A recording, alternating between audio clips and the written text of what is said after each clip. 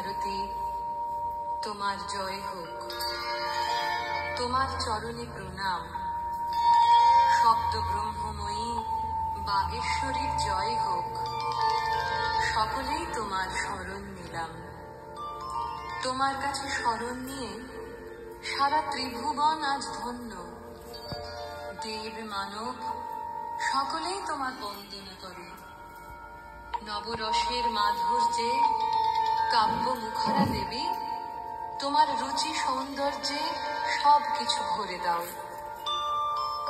মানস সরোবরের কুন্দতুহীন ধবল হংসে আসেন দেবী, তুমি তোমার পদ্মের মতো সুন্দর হস্তে সব জড়তা দূর করে শুভ বুদ্ধির বিকাশ ঘটাও।